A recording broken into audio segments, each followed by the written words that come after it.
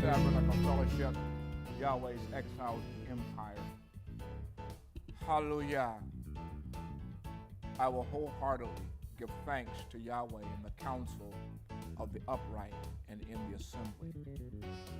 To you, Yahweh, the Elohim of Abraham, Yitzchak, and Yaakov, and your anointed people, Hebrew Israel. We give you thanks because there is absolutely none like you. You have created the heavens. You have created the earth and all that there is that are in both. The heavens declare your glory and your might. You have provided for us the elements that we need so badly to reside in this world that you have created and given to us all things. You've given us seed plants for food. You've given us clean animals for meat. You've given us air to breathe. You have given us the protection that we need to protect us and guide us in this world that is so upside down, wicked and perverse. But to those who have turned back to you and walk in your ways, you protect us and you cover us and you show us your love. You heal us when we are sick. You comfort us when we are downtrodden. There is no El like you, the one who has never, ever, ever, ever, ever lost a battle. And today is your day that you have called us to honor this day, the Shabbat, the Sabbath. Keep it set apart. We thank you for that. Let your Ruach, your spirit, fill the house. Let your Ruach fall upon all of those who are participating and worshiping you on this day. We give you praise in all things, and we say, Amen.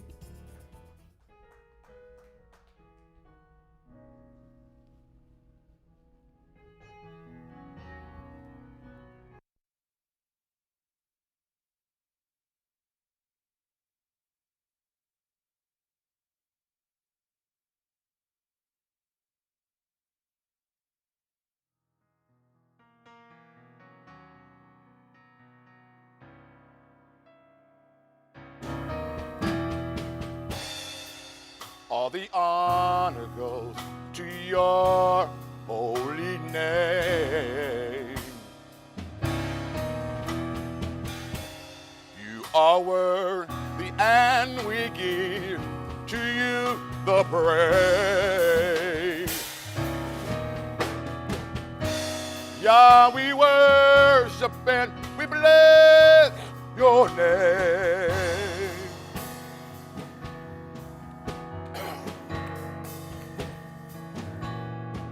In this place,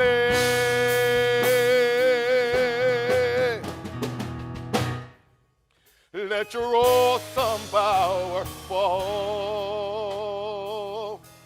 on me. Let your glory shower on me. Let your Holy Spirit abide in me, yeah.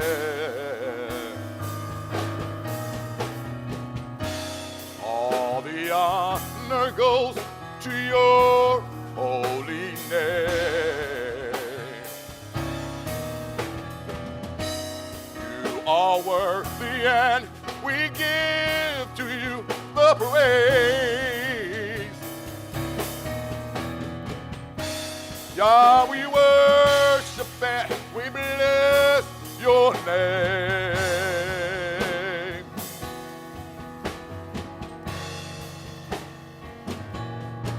In this place,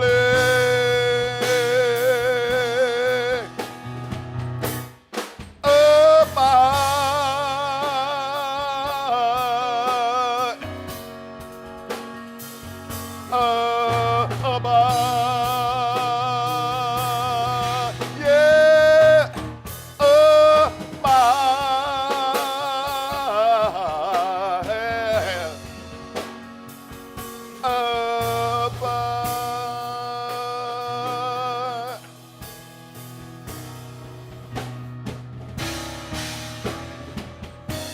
May our worship bring all honor to your name.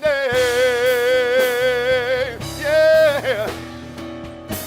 Giving all we have to give, we praise your name. Yeah. We're your people, and we bow before your name. Hey. In the place. Come on, we do it again.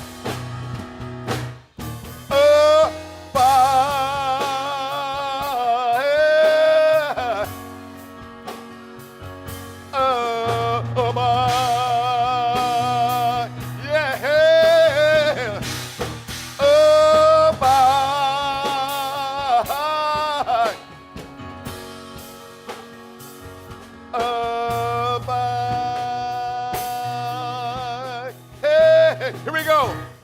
Come on. May our worship bring all honor to your name. Hey.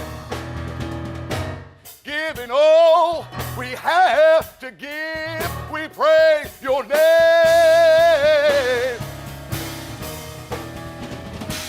We're your people and we bow before your name.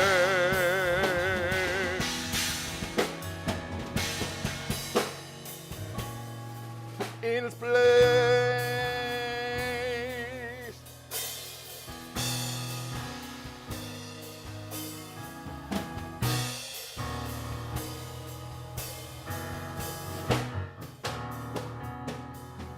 Coming abide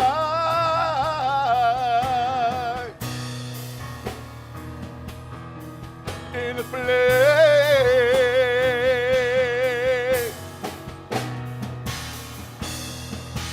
Coming abide, yeah, in the place.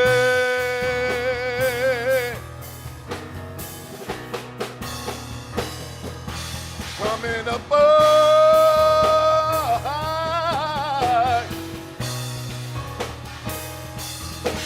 in the place, yeah. Coming abide, yeah. In the place. Come on, here we go. Hey, we worship, we worship, we worship. We worship, we worship, we worship. We worship, we worship, we worship. We worship, we worship, we worship. We worship, we worship, we worship. We worship, we worship, we worship. Ha, ha. We worship, we worship, we worship. Hey. We worship, we worship. We worship, we worship. We worship, we worship. We worship, we worship, we worship. We worship, we worship, we worship. We worship, we worship, we worship. Yahweh. Yahweh. Coming above.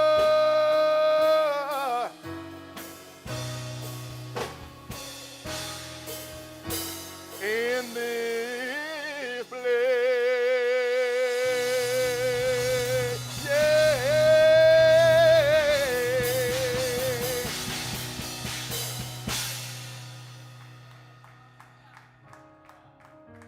Shabbat, Shabbat, Shabbat, Shalom to all of you beautiful people who have made it out to service today. I greet all the fathers, and I'm wishing all the fathers a happy, beautiful Father's Day. You are truly special. Yahweh gave you a commandment to be priest. And I am proud of every last one of you And on behalf of my family, I wish you all a happy Father's Day. And like every Father's Day, you know I got to give a shout out. I'm going to give a shout out to the greatest man I've ever known. He's my hero. He's my mentor. He is my best friend. And I love my dad. I am his protector to a fault. But I love him. You got to get through me to get to him. And I think everybody who knows me knows that. I care deeply for my father, and I just want to say to my dad, I love you, man. There's not a day that does not go by. I don't think about you and everything you've gone through and the things you were going through. I just want you to know, man, you're not by yourself. I stand with you. And everything that you want to do, Dad, I stand with you. I'm truly grateful that he chose you to be my father. You're incredible, you're intelligent, you're articulate, you're dapper, you're clean, man. And I could hear my mom as he's walking around the house, and she would say, "Oh, Bobby, you look good." And then she would always tell me, she goes, "Oh, Bobby, here comes your twin." I don't think she understood how proud that made me feel. That I could look at my father and she saw my father in me, and enough to say, "Hey, there goes your twin." They say I look like him. I got the gray in the beard. I think he's far more handsome than I am. But Dad, I love you. Happy Father's Day to you. Happy Father's Day to you every day, man. I love you. We're going to do a song we have not done in a long time. We're going to have some fun, okay?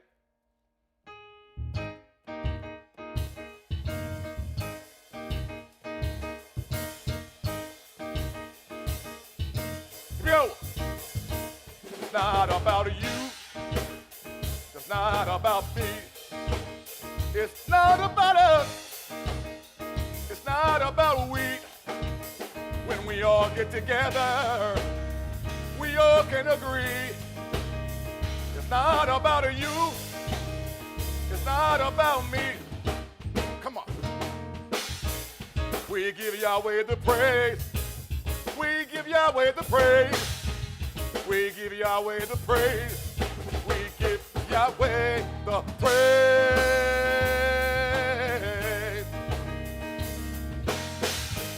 Come on.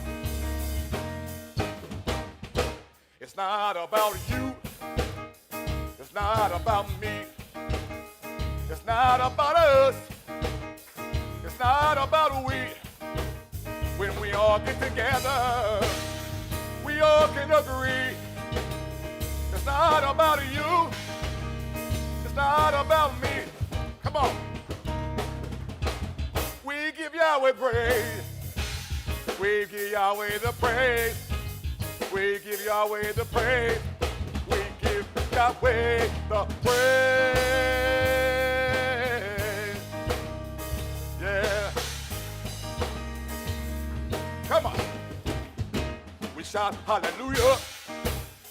We've all been redeemed from the depths of darkness. He set us free. No longer bound by the enemy. There are no chains that are holding me. Tell them why. We give Yahweh the praise. We give Yahweh the praise. We give Yahweh the praise. We give Yahweh the praise.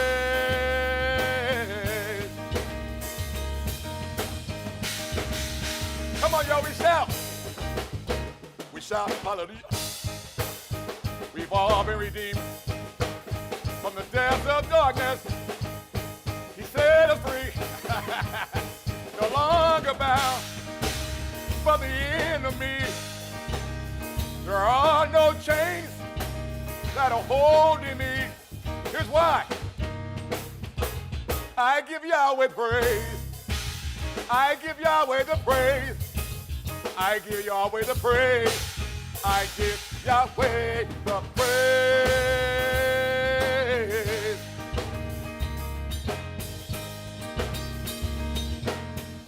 We give Yahweh the praise.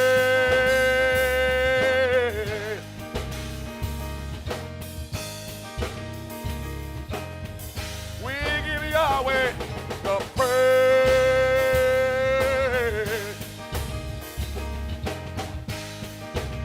Last time, we give Yahweh the praise.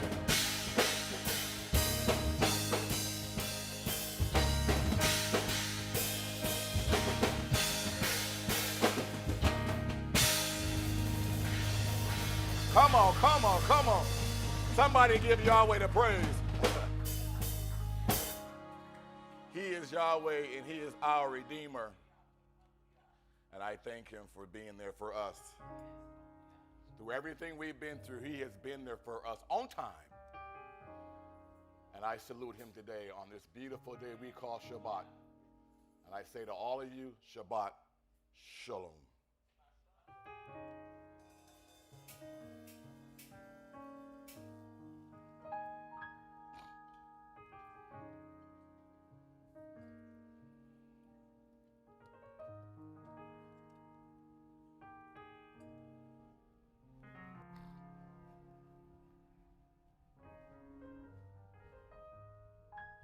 It's always good to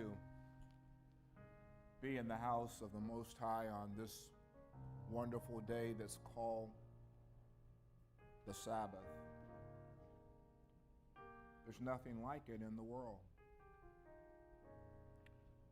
I want to, while our teacher's coming today, I want to kind of just give you an admonition.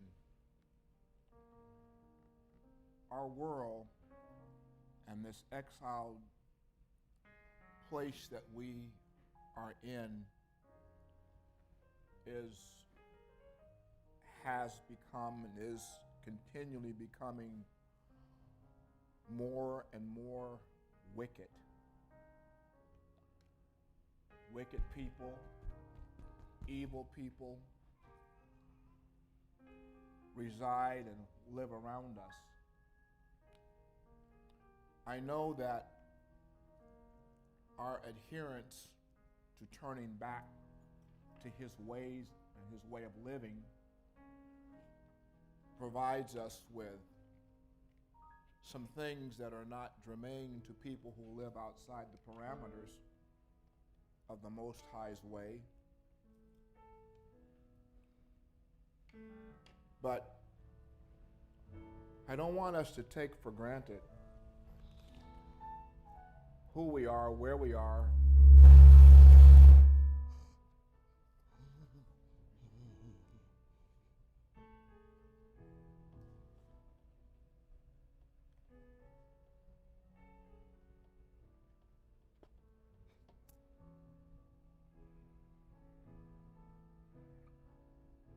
I don't want us to take for granted who we are, where we are, because evil is all around us. Some of us live in neighborhoods that are not safe, but you have the Most High's protection.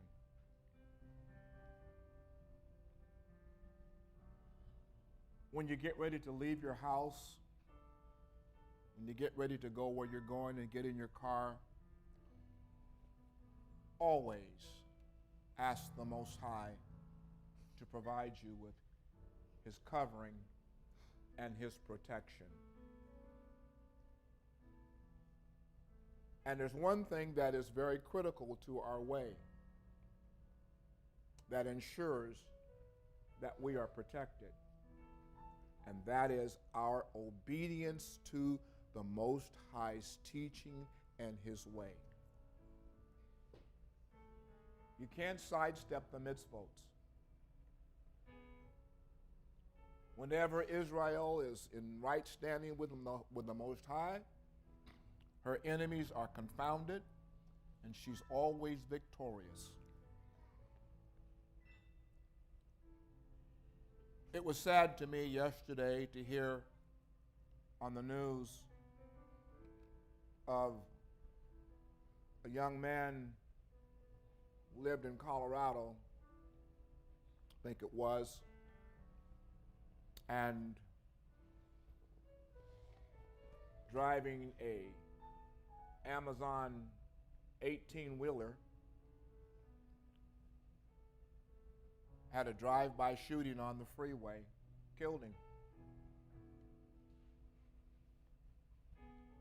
No reason. And I know that you and I, being Hebraic in our thought and understanding, understand the necessity of the protection of the one who protects us. My admonishment to you is, let's not just take it for granted. Let's keep our lives in check. Make sure that we're under the covering of the Most High. Well, our teacher's ready to come, and he's been so excited about Yuhudit, Judith. He's just running over, so I'm going to get out of his way so he can flow. Our Ambassador Sean Appleton.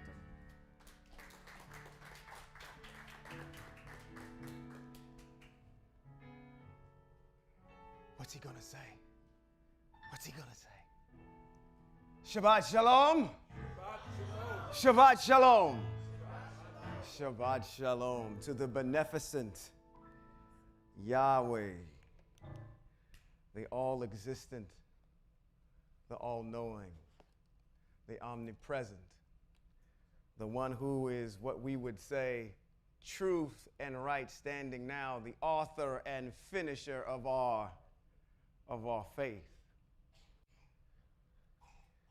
To him I say, and thank him for allowing me to stand before you one more Shabbat, to be able to, with you and in league with you, make sure that we observe the mitzvot of observing the Shabbat together as we convocate together.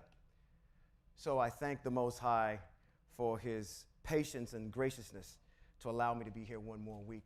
To Head Ambassador Robert B. Holman Jr. and Kevin R. Holman, Shabbat Shalom. Thank you for allowing me to share the stage with you this day. For those of you that are joining by way of the stream, as far as the Atlanteans in Georgia, those of you that are joining by way of the stream outside of the intercontinental United States, in Africa or in the Middle East, Shabbat Shalom to you wherever you are. For all you wrongdoers, I have to get all of this out of the way. I have to address all the dignitaries in the room.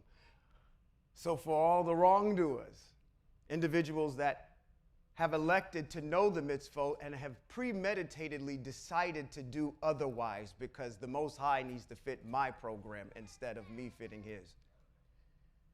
Shabbat Shalom to you. Our in-house studio audience, Shabbat Shalom, Shabbat Shalom. I'm excited to be here today because we are able to observe yet one more thing. I was actually taken back when Ambassador Holman said today was Father's Day. I forgot it was even Father's Day today. It's tomorrow. Okay, it's tomorrow. Which leads me into a good segue. Does anybody know, and no one in the back that's behind that media station can answer this. Does anybody know what today is? Does anybody know, let's start out first. What is the Hebraic date today? Yes. No, you are extremely close, though. What she said was the second day of the fourth month. Anybody else? It's what? The question is what is the actual Hebraic date today? Per the calendar. It's the 1st. Yes. We are starting today, the 1st day of the 4th month. In our text, it tells us to observe the new months, the Chodesh, which means that today, not only is today a Shabbat, but today is the beginning of a new month, and today is what? A new season begins today. Today is the 1st day of our summer. So we just ended a month of 31 days. Today is the 1st day of the 1st day of summer for the next 3 months, 30, 30, 31, right? And then we have also, it's a Shabbat, and also the fact that here we are celebrating, I said, a new season, a Shabbat, and it's the beginning of a new month.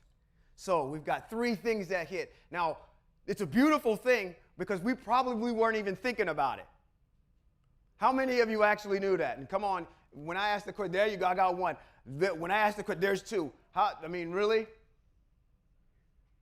I fall under the same auspices of that too. But that's the glory of how the calendar works, is because we're here on a Shabbat and we're observing all 3 of these unbeknownst to us, kind of. We have the information, but the Most High has made a fail-safe, so it's convenient that we're all here at the same time on the same day to observe it, even if we did forget. It's the beauty of the Most High. So, I wanted to bring that to the forefront and to your attention. Oh, this is going to be interesting. Today. I am delighted to continue our discussion with you about our ancestor Yuhudit. Now, what have we learned thus far about Yuhudit? Tell me what you know. What you know about Yuhudit. In the first 7 chapters that we covered, what did we find out? What was that? She was what? She was pretty. We find that out in actually chapter number 8, which is what we're going to tackle today. Anything else? She's a widow. We find that out in chapter number 8 too. We ain't got there yet. You're stealing my thunder. 1 through 7. Okay, let's go through 1 through 7 real quick so I get you caught up so you have the backstory of what's going on. Okay? 1 through 7 establishes for us the conflict. Remember the conflict. We have to set it up. So in 1 through 7, what happens is, who is our main key player that sends his emissary out? His name is King Nebuchadnezzar. And King Nebuchadnezzar says, I am the sovereign Elohim of all the earth. Holofernes, my chief general, go out into all the lands and proselytize everybody under this new commandment and this new understanding. Those nations that do not want to follow this commandment, kill them. But if those that hear this the first time want to join in with us, they'll be our allies. But those that don't, kill them. But in then going to kill them, if they wise up, save them for a later date, because we're still going to kill them. I'm giving them grace until I actually get around to actually killing them. Okay? So, Holofernes goes out, and he's conquering different lands. We see that kind of through chapters 1 through 4. And then we get into this narrative about this one particular individual who comes as he's marching towards the doorsteps of our ancestors, hidden up in the hills. As he's marching towards them, there's an individual. He's an Amorite. Anybody remember his name? His name is Achior. Achior tells Holofernes all the intel about these people. He says, hey, they're garrisoned up in the mountain. They literally will overtake you and wipe you out if their what is with them? That's right. The Eye Asher Eye is with them. As long as he's with them, you will lose.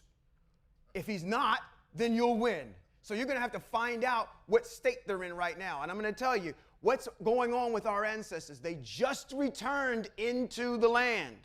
The text says that. They just arrived back there. So what Holofernes does is there's this Amorite person, that, again, Achior, that comes and tells him this. And he says at the end of it, he says, how dare you stand in front of me and tell me that these people garrisoned up here, they don't even have the equipment. They don't even have the military prowess against us. How dare you say something against the king and God, sovereign God, Nebuchadnezzar? This is what we'll do. We will send you back to your beloved people, which he's not. He's an Amorite. He's a cousin of our people, the Ibir. He goes back and, he tells him, he says, I'm going to deliver you into the hands of the Ibir, the Hebrews, and then when I come into the city to kill them, I'll kill you then at that particular time with them. Since you want to tell me that there's some God, how dare you? Some other God than King Nebuchadnezzar. Okay? So that's what happens to Achior. And then we come down to this narrative where Achior is delivered into the hands of the people, of the Ibir. They retrieve him. They were coming up. They see all of these Assyrians coming down with this individual, and they get up on their remember I talked about it, the high ground, slinging stones at them. They took shelter and cover and threw Achior down the hill. They went and retrieved Achior, and Achior told him all of the things that he had discussed with Holofernes. So the Hebrew people, the Ibir, have intel, firsthand information about what was told about their stronghold. Okay? So, as we progress in the story, we find out that there's a strategic plan that's put in place, which is to cut off what? The water supply. So they will what? They will die of thirst. By the 34th day of this happening, they went down to the hill and they garrisoned all of the water, the fountains, and it took them 34 days before the Hebrew people were in complete desperation. There is another individual that enters the story. His name, he's the governor of what city? Did I tell you to remember? Starts with a B. Bethulia. Very good. That city, Bethulia, there is the governor that's there. His name is Ozias. He goes ahead and he says, hey, we are in despair. And they're saying, we are going to die. It's better for us. These are all the elders coming, and they're in front of Ozias, and they're telling him, we are in despair. We just got back into land. It's better for us to be spoiled to King Nebuchadnezzar than it is to die of thirst. We'd rather be alive. That sound something familiar from your ancestors? I'd rather go back to Mitzrayim than die out here in the desert. At least I had a pot of fish to eat. Out here, I have nothing. They're complaining again. See, you have to understand the behavior of your people, but you know how your people are. You're one of them. They're hard-headed. They just don't get it. We know firsthand what they're about in this day and age. Okay? So, what happens is they go ahead and they give this firsthand information. They march there. They take the water supply. Now they're saying we're in despair. Ozias says, brothers, don't despair. We'll give the Most High how many days? 5 days. And if he don't show up in 5 days, we'll just turn over the whole entire city. This word reaches your ancestor, Yuhudit, and we pick up in chapter number 8 as we introduce to her. Now, we actually get into the latter part of the book where we are going through chapters 8 through 16. 8 through 16 sees the resolution of what's happening. I'm going to give you one of the key principles and takeaways that you need to get from the book of Yuhudit. Yuhudit was placed in a position by whom? Nothing in the Ibrir mindset is by coincidence. Everything has its purpose. The Most High is moving the chess pieces as he sees fit, and it's just being revealed to us in real time. He knows about this already.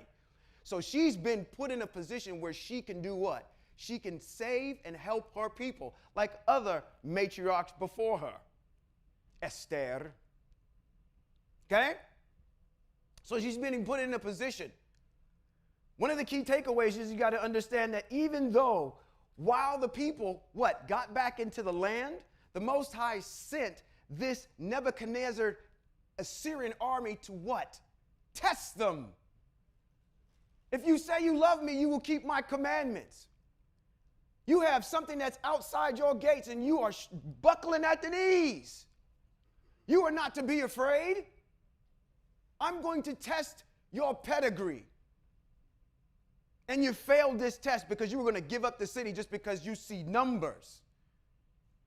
Which goes to show you that they really don't understand about how the Most High works. It has nothing to do with numbers with the Most High.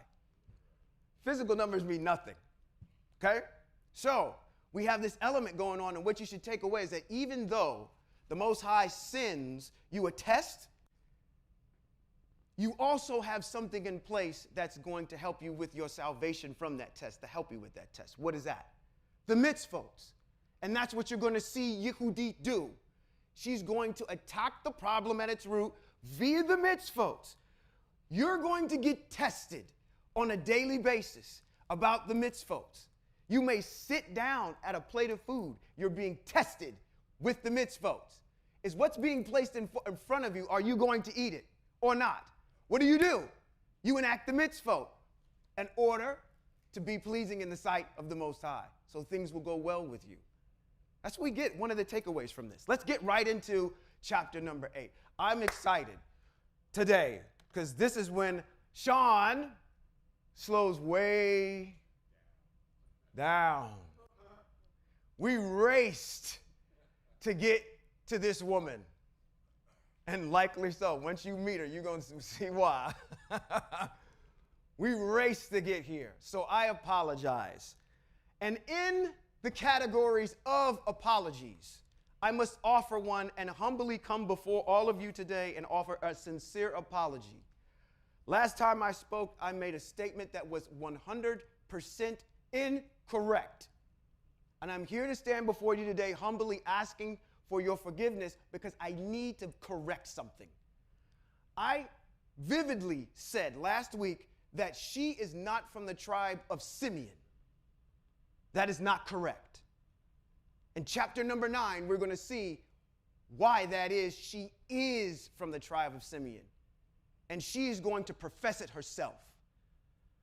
So, in my haste sometimes, I make an egregious mistake. So I want to correct it. Okay? Let's move forward. Chapter number 8, the book of Yuhudit.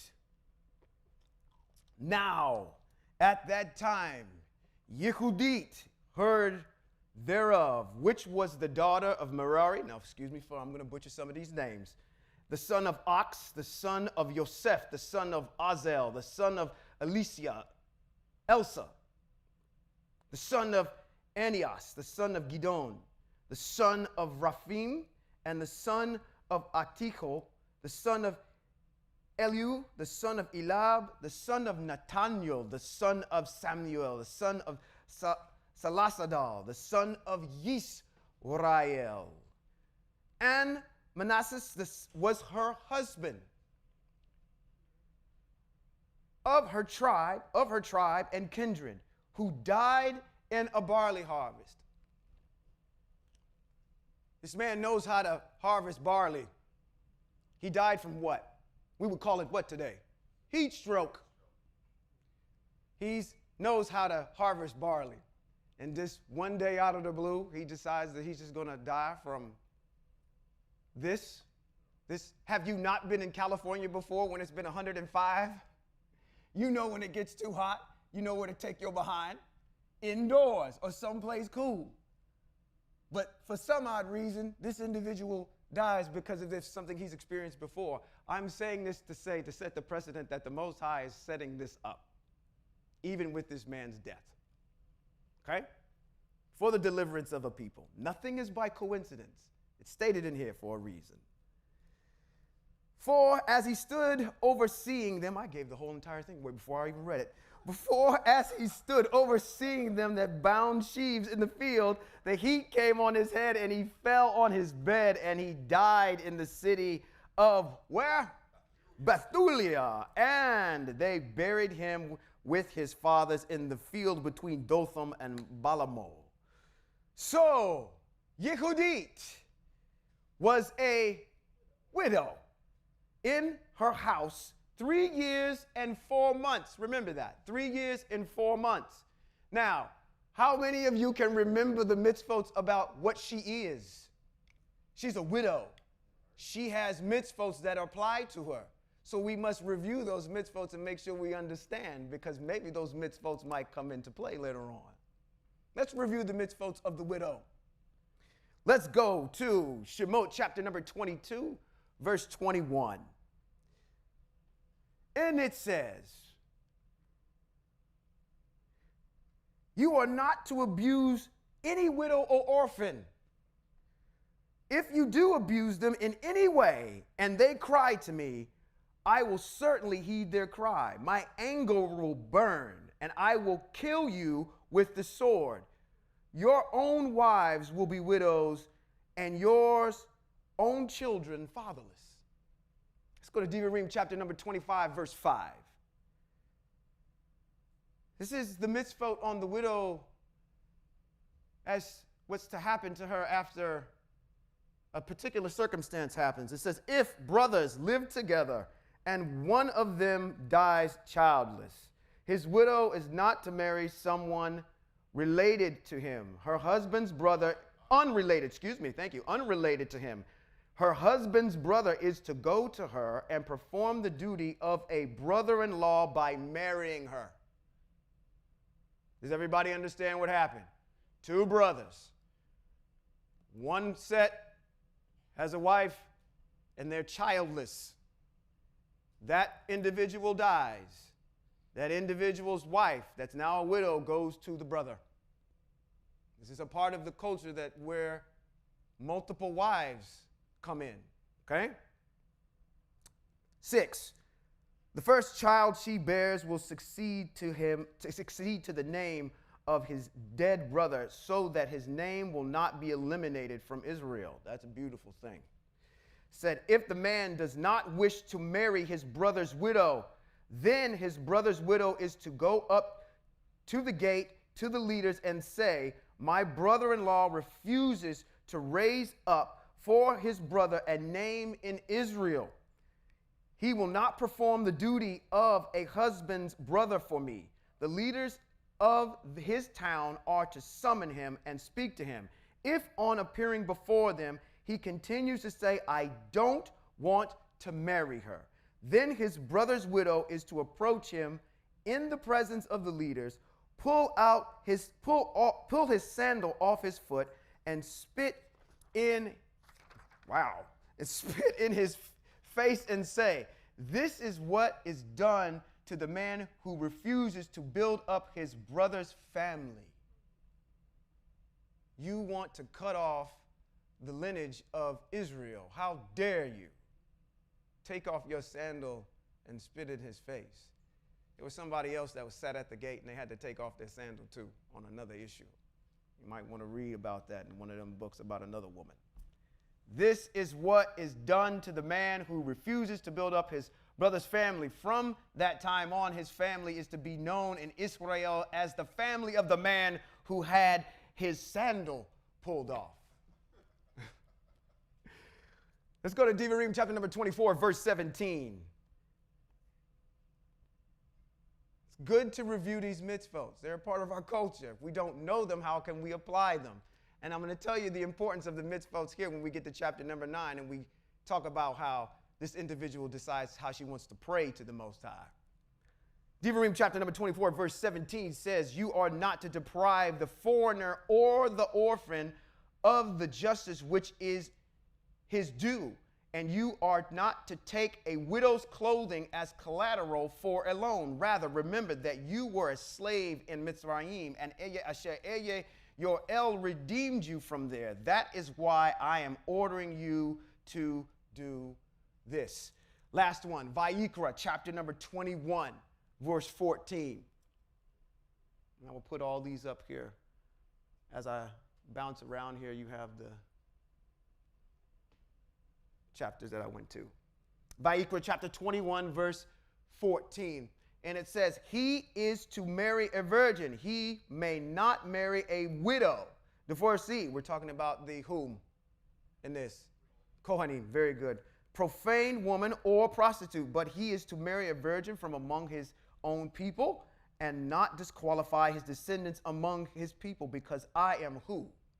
Eye, eshe, eye, who makes him set apart. Let's jump back into chapter number 8 of the book of Yuhudit, verse number 5.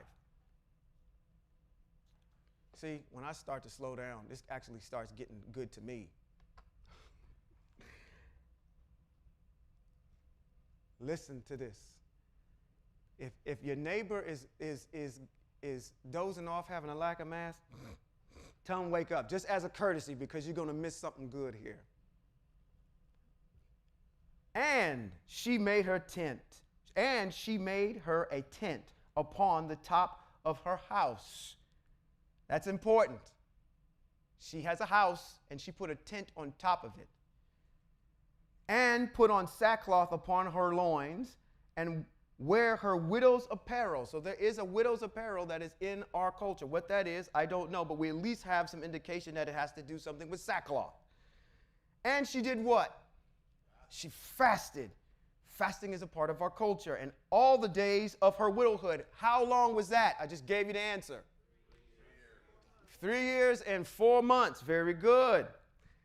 Her widowhood, save the eves of the Sabbath and the eves of the new. Now I wrote new moon / months. Again, when you read in Hebrew, in Ibir, the word chodesh is the word for months. But when it is translated in your book, when you read it, it says moon. So if you go by what is in context of what's being talked about here, it's about the new month. So if we were in the day that Yuhudit was around, she would be eating today. Because today is what? A new month. It's a Shabbat. Okay? So this is a Yuhudit fast. This is a Yuhudit fast. A Yuhudit fast is you're fasting 120 hours. That's 5 days. What she did was she would have fasted from Sunday all the way to Thursday.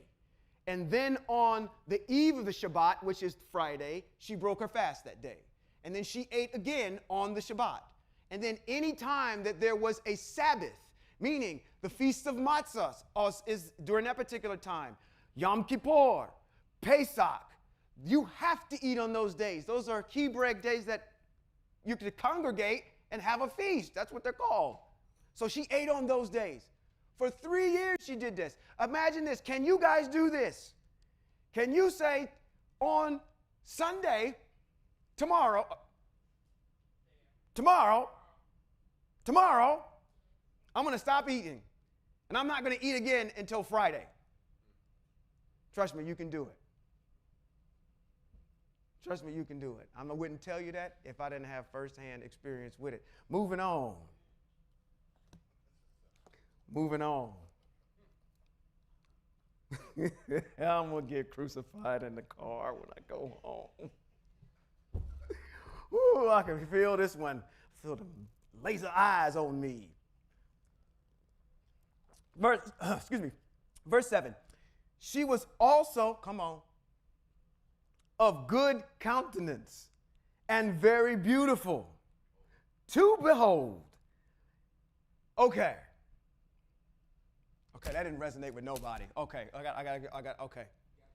got to build this one up. I got to work with this one because that went totally over your head. Her countenance was beautiful. Man, okay. Men, can I appeal to you for a second? If you go home today and you have a problem with your wife, blame me, okay? Just have a little imagination time. I want you to imagine the most beautiful woman you've ever seen in your life. This kind of woman is a woman where you're actually having a conversation with somebody and you see her walking in from the... where you got to regroup in mid-sentence when you see her. Take the coldest woman that you've ever seen times 1,000. Let me establish something for you, how naturally beautiful she was. See, she couldn't go down to the local Target or go down to the local nail shop and get her nails done. She didn't have Lee press-ons. Her stuff was real. She had been fasting, so you know her body was lean and mean. She was cut thin to win, right?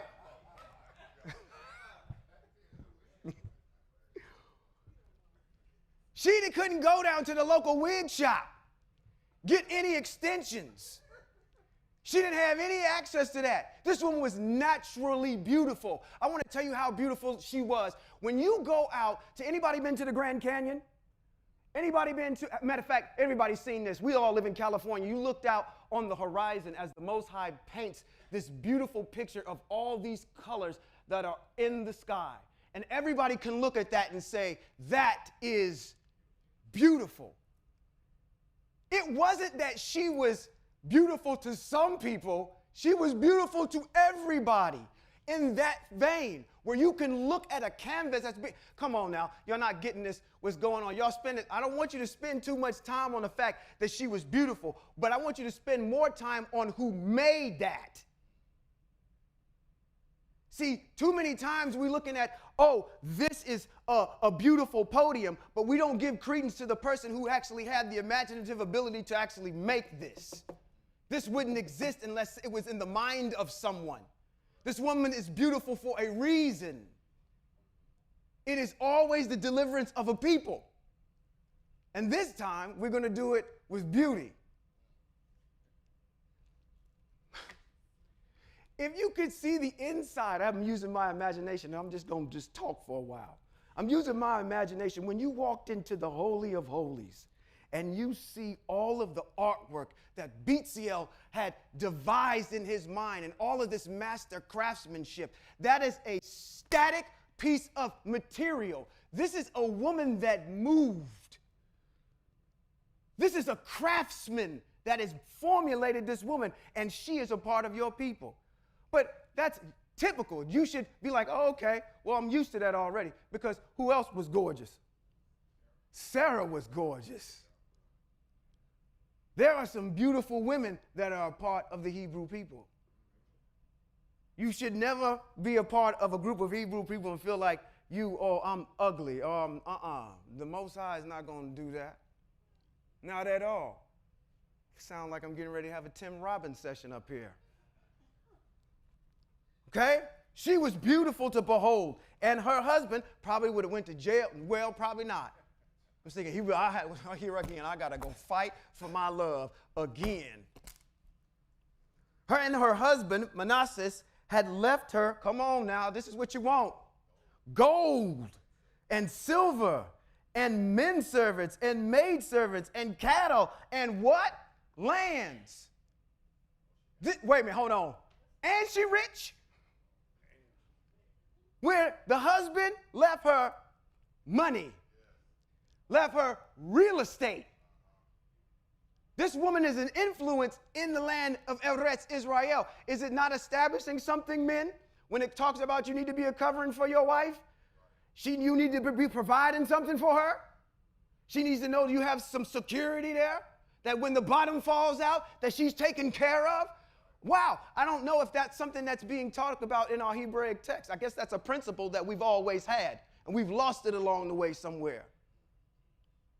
You need to have oh, come on, all right, I'm just going to leave it alone. But your ancestor was taken care of by her husband. She didn't want for anything. She knew what she had going on. And she remained upon them. And there was none that gave her an ill word. As she had did what? This is the reason here.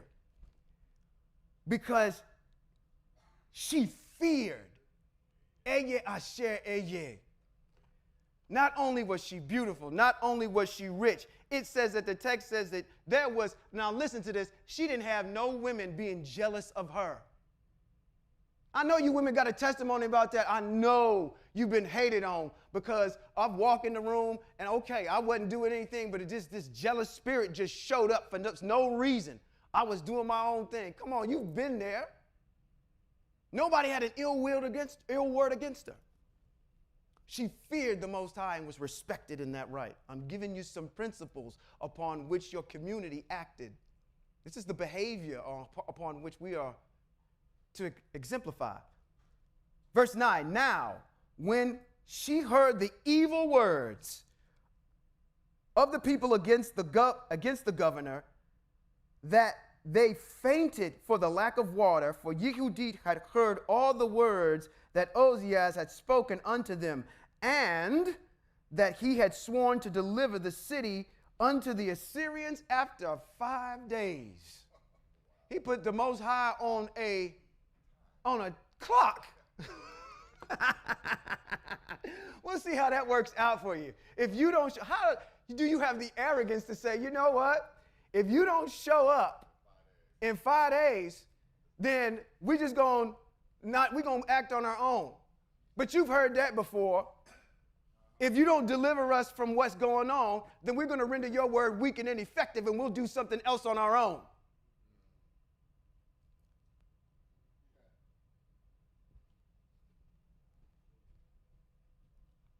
I'm just saying, your people have a history of being knuckleheads. 10, then she sent her waiting woman that had the government of all things that she had.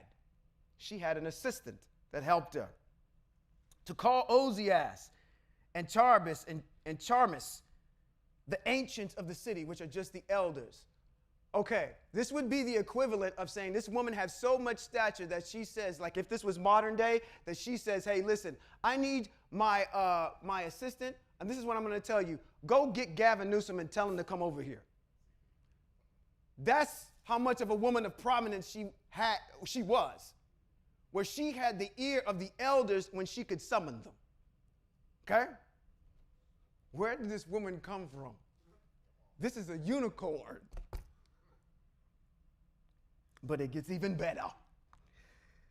And they came unto her, and she said to him, now I want you to listen to how, well, I can't give it away. I want you to hear her. This is the first time that we really hear Yuhudit speak. And this is what she says to the elders, addressing the issue of turning over the city in 5 days if the Most High don't show up. Hear me now, O ye governors of the inhabitants of Bethulia, for your words that you have spoken before the people this day are not right. Touching this oath, mitzvot should be popping out at you left and right, which you made and pronounced between Eye Asher Eye and you, and have promised to deliver the city to our enemies, unless within these days the El turn to help us. And now, who are you that you have tempted Eye Asher Eye this day, and stand instead of Eye Asher Eye among the children of men? Now, try the El Almighty, but you shall never know anything. For you cannot find the depth of the heart of a man. Where is that at? Where have you heard that? Let's go to 1 Samuel, the book that we just came out of, chapter number 16 and 7. She just says, sure, you cannot know the depth of the heart of a man. What does it say in Shemuel? When King David is out in the field and all 7 sons come in, and he's sitting there saying, and Shemuel is saying to who? Yeshai, are these all your sons? He says, this can't be the guy that's supposed to be the king. And what does he say? He says, but Eye Asher Eye said to Shemuel, don't pay attention to how he looks or how tall he is, because I have rejected him. That's talking about the guy that came before him. Eye Asher Eye doesn't see the way humans see. Humans look at the outward appearance. Remember that. But Eye Asher Eye looks at the heart. Going back to what your ancestor said, In verse number 14 of chapter number 8 of the book of Yuhudit, she says, for you cannot find the depth of the heart of a man, neither can you perceive the things that he thinks. Then how can you search out Eye Asher Eye that hath made all things? Come on, she's preaching. She's talking to him right now. She's trying to appeal to their logic. How in the world do you can't even understand what a person is thinking? How are you going to know that that was the plan of the Most High? You can't even do it to a mortal man. She's coming at them with what? Wisdom. Nay, my brethren, provoke not the El, R-A-Y, Asher Eye, to anger. For if he will not help us within 5 days, he hath no power to defend us when he will, even every day, or to destroy us before our enemies. Do not bind the counsel of the El, R-A-Y, Asher Eye. For Eye Asher Eye is not a man. Come on. Your ancestor knew it too. See, she's not a Kohanim. This is a regular woman of prominence. She professes it from her own mouth. For what does she say? She says, for Eye Asher is not a man. Like it says in Bamidbar, chapter number 23, verse 19. And I'm going to read it. It says, Yahweh or El, Eye Asher Eye, Bamidbar, chapter 23, verse 19, is not a human who lies or a mortal who changes his mind. When he says something, he will do it. When he makes a promise, he will fulfill it. What is your...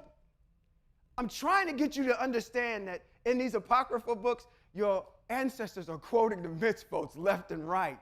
It's a part of their fiber. That's all they know how to do. And when she appeals to the elders, she does it through the mitzvot. That's a pattern. Okay?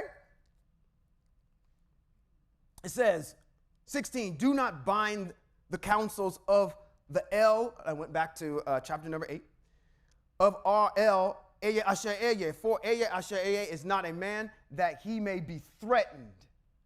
Neither is he as the Son of Man, that he should be wavering. There's a reason why they tell you to stay out of these books. Because what do? All they're doing is they're just nullifying Christ left and right. So just don't go there. They're not for you. You're not smart enough to read and get an understanding on your own about what the text actually says. But because you're stupid. You're just sheeple. Bah, bah, and give us money every single week. How dare you stand up every single week in front of a group of Ibir and tell them that the Most High is weak and ineffective? Again, that's like your child coming to you every single week and telling you that you're a piece of crap. That at the words that come out of your mouth, let me tell you something. You wouldn't stand it for 2 seconds if your child came to you and said, Mom, Dad, I know that you've been telling me a whole bunch of stuff to, and I'm looking up at these two girls over here. They're getting to that age where they could do that, but they know that, there's some boundaries in that house over there. Tell your parents, you know what? I don't care what you say. You've been talking this whole entire time, and it just sounds like noise to me. I don't see any value in what you are doing. Check this out. This is what we're going to do. Matter of fact, I found my friends' parents, let them do whatever they want to do. My friends' parents, they let them stay up all night. They let them be on TikTok all the time. They let them go ahead and play video games all the time. They let them cuss and do all kinds of stuff and be out on the street all the time with no parameters. I like that way of thinking and teaching better than what's coming out your mouth. So the next time you open up your mouth, I'm really not hearing you. I live in your house, so I will do some of the things, maybe 10 of the things that you tell me to do, but not all of them. How long would y'all be breathing air? Saying stuff like that. Somebody be taking a dirt nap, doing some mess like that. But you do it every single week when you show up on that Sunday morning. You tell the Most High, I'm not doing a thing in your text. No value comes out of doing anything you ask me to do. As a matter of fact, there's some other dude over here named Jesus that lets me do anything I want to do. I like him better. You do it every single week. Total disrespect. I told my wife this morning, I said, I went to an event yesterday, and I said it was full of nothing but shout out, hallelujah, pray, da, da, da, da. I was sitting there saying to myself, I can't do this. I can't do it. I can't do it. I said, it's like you're sitting there and you're the thing that you cherish and you love the most, and you're letting someone come up to it and disgrace it. And you're just sitting there saying, and they're like, are you going to do something, or are you just going to stand there? That's what it felt like. And it hit me like a brick. I was like, you know what, I can't. And I'm looking over the plethora of our EBA that are out there, and I'm saying, they have no clue. This is what this is for them. This is a pep rally. This is a time for them to come together and shake their tail feathers all over the place and have a good time. And we can just get away with murder, because that's what getting that salvation card from Christianity is. It's a get out of jail free card. You can go ahead and just give that anytime you mess up. You don't have to make any atonement for anything that you do. Wow. This is my past. It's my Jesus card. Right. As long as I show that, I'm good to go. I don't have to atone for anything I do. Where is that in reality? If I go ahead and steal your Tesla and take it down the street and go park at the end of the stop sign, and the police come and get me, and they show up and they say, you know what, sir, get out of the car. You just stole this car. We're going to arrest you. And I'm going to say, no. First of all, Jesus paid it all. And I don't have to do none of this, bro. I've been forgiven for that sin. That's why I stopped at the end of the street, because I wanted to pray and get forgiveness for stealing this car. So you can't go ahead and do nothing right now. That man will tell you, well, you and your Jesus can both come to the prison right now, because exactly that's where I'm going to get ready to take you. See the ridiculousness that's going on over here? This is not even reality. Who lives like this? This is a fantasy. This is like living in Disneyland every single week with disrespect and with the cherry on top. Y'all need to be memeing me. I don't know. Turn this into a TikTok or something. I'm telling you. Thank you for teaching me that. Because when it's in there, all the Most High has to do is just what? Just pull it out when it's there. That's my teacher that taught me that. 17. I told you we're going to have some good time with some fun with her. Therefore, she's continuing to speak. She says, therefore, let us wait for salvation from him. Thank you for being wise. And call upon him. This is YAHWEH'S she's talking about, to help us. And he will hear our voice if it pleases him. For there arose none in our age, neither is there any now in these days, neither tribe, nor family, nor people, nor city among us, which worships gods made with hands, and hath been aforetime. For the which cause our fathers were given to the sword and to the spoil, and had a great fall before our enemies. But we know none other, YAHWEH'S. Therefore, we trust that he will not despise us. She's giving them a history lesson right now. What are you doing? Buckling at the knees. Look at what the Most High has done. Man, that he will not despise us, nor any of our nation. 21. For if we be taken so, all Judea shall lie waste, and our sanctuary shall be spoiled, and he will require the profanation thereof at our mouth, and the slaughter of our brethren, and captivity of the country, and the desolation of our inheritance. He will turn upon our heads among the Gentiles, whosoever we shall be in bondage, and we shall be an offense and a reproach to all them that possess us. For our servitude shall not be directed to favor, but the YAHWEH'S shall turn it to dishonor. If we decide we go down this road, that sounds like the goat Moshe. Look at what's going to happen to us if we decide that we want to abandon the Most High. We will fall in depravity. Number 24. Now, therefore, O brethren, let us show an example to our brethren. Leaders, let's be leaders. Let's be leaders to the people. Let's be an example to our brethren, because their hearts depend on us, and the sanctuary and the house and the altar rest upon us. Moreover, let us give thanks to our YAHWEH'S, which tries us. She gives you the whole entire reason why this is happening. She's wise enough to know that. He's doing this to test them, and she knows it. Which tries us, even as he did our fathers. Remember what things he did to whom? Okay, here we go. Let's start quoting the mitzvot. Let's start quoting patriarchs and matriarchs. To whom? Abraham. And how he tried whom? Yitzhak.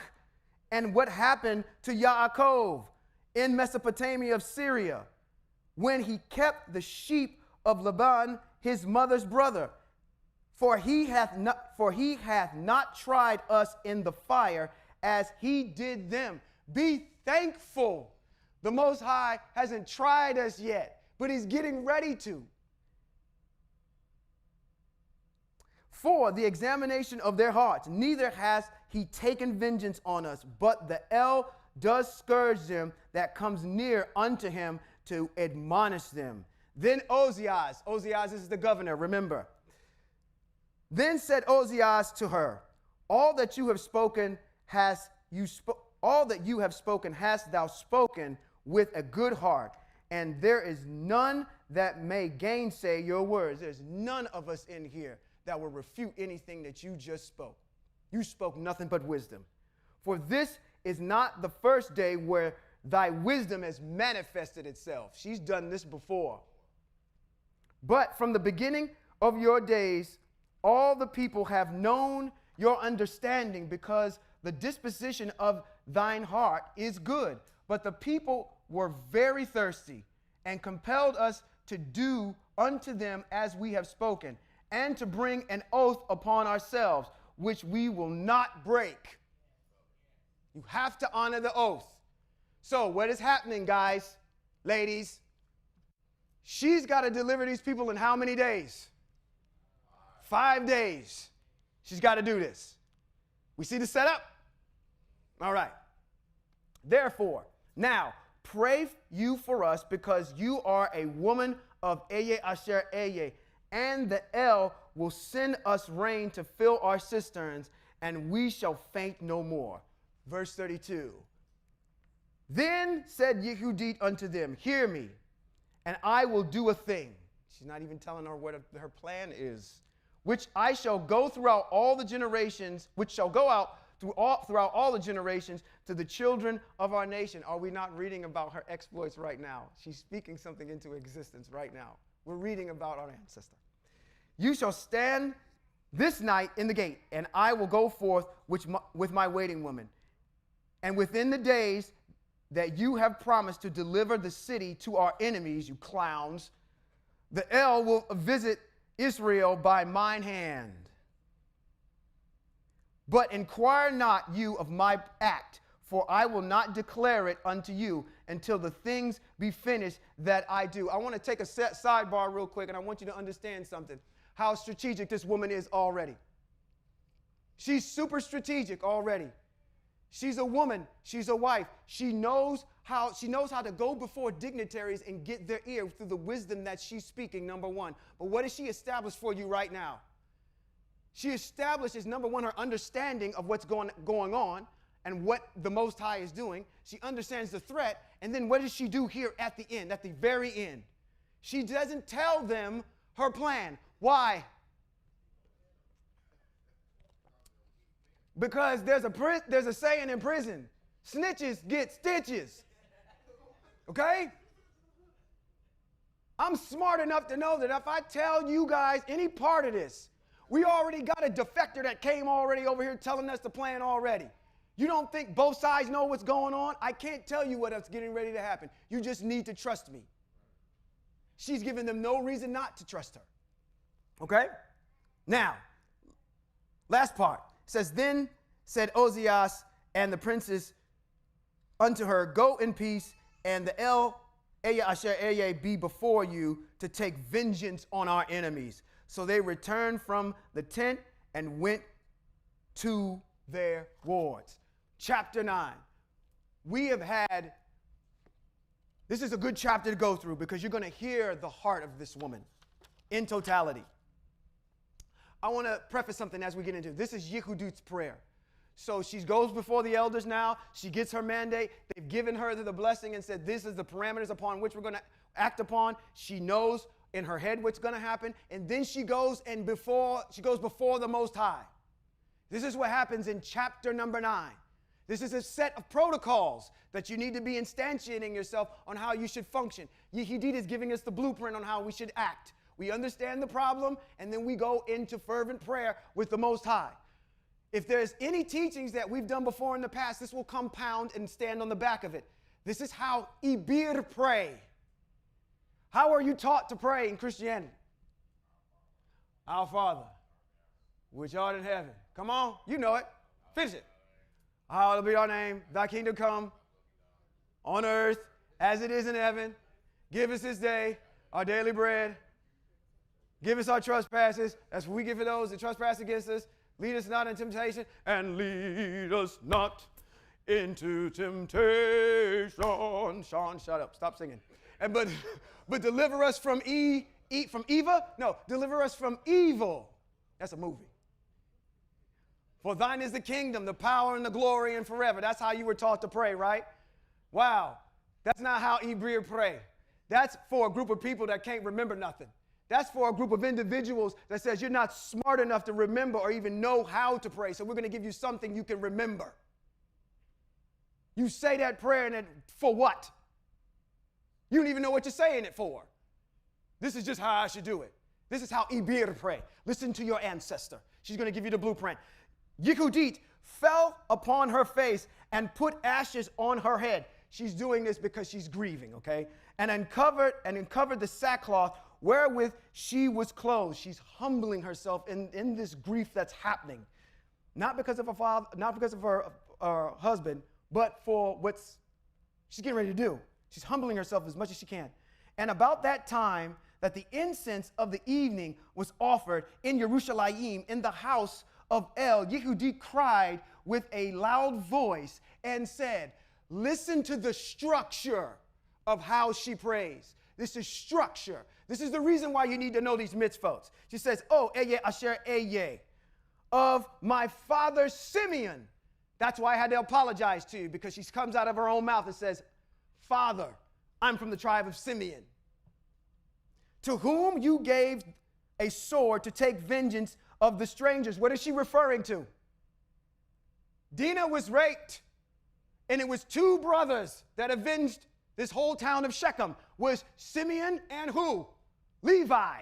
This is what she's referring to. She's referring to Dinah in Bereshit chapter number 34, who loosened the girdle of the maid to defile her and discovered the thigh to her shame and polluted her virginity to her reproach.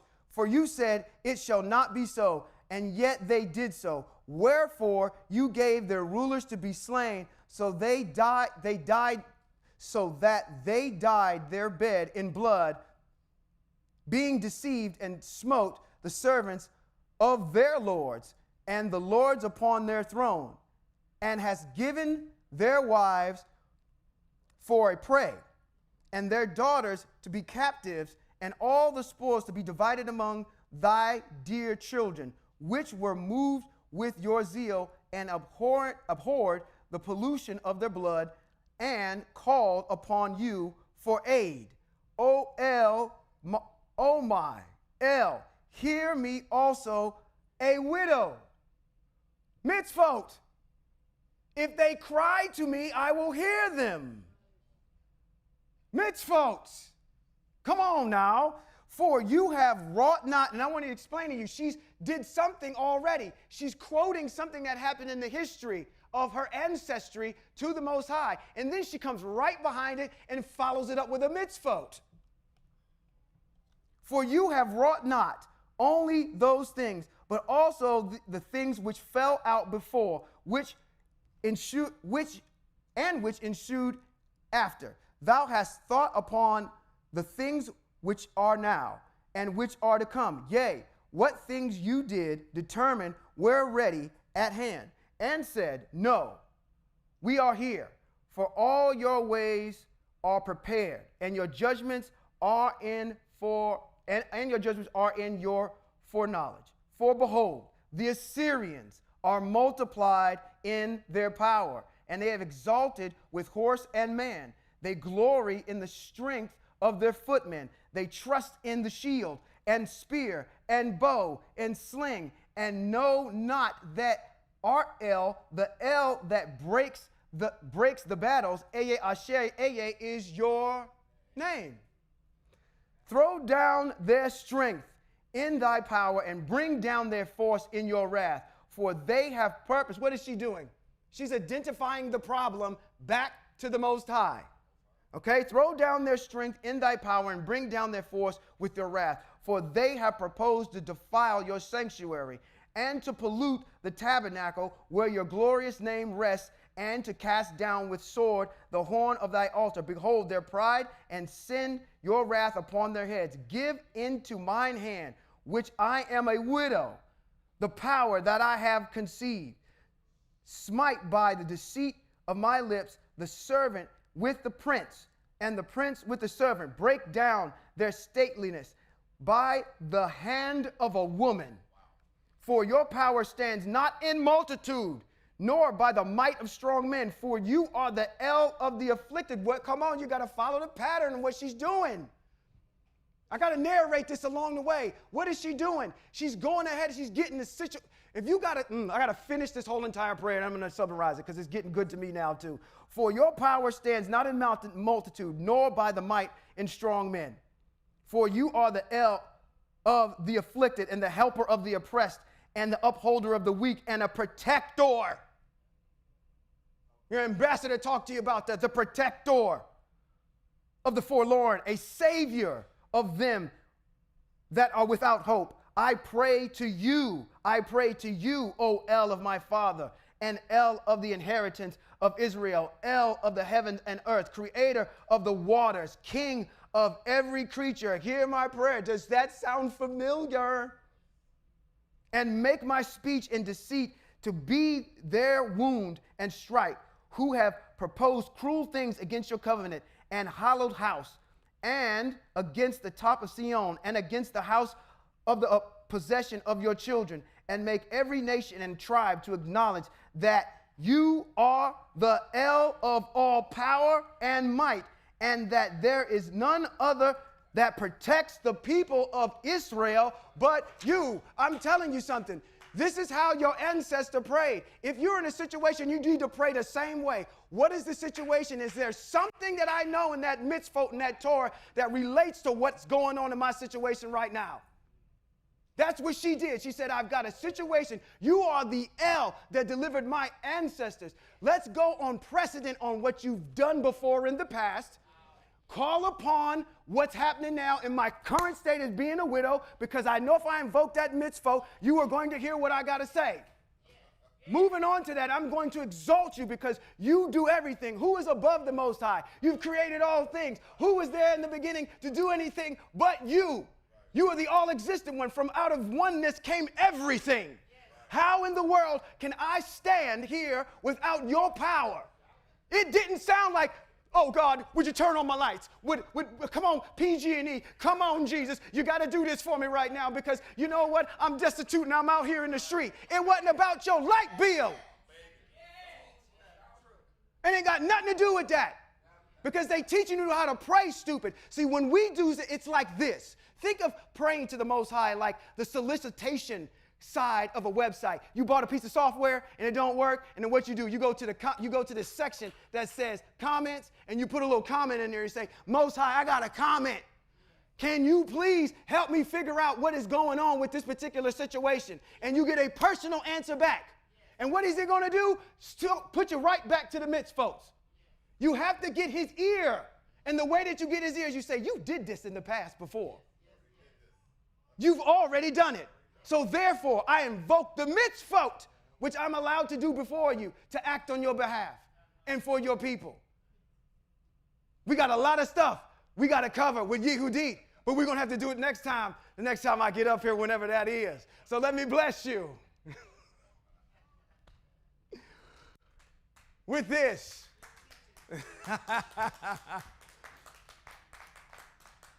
Yivareka Yahweh v'yishmareka ye Ya'er Yahweh panav eleka v'huneka yisa Yahweh or eye asher eye panav eleka v'yasam leka shalom, which simply says, may eye asher eye bless you and keep you. May eye asher eye make his face to shine on you and show you his favor. May Yahweh lift up his face towards all of you and give you shalom until next time. Thank you.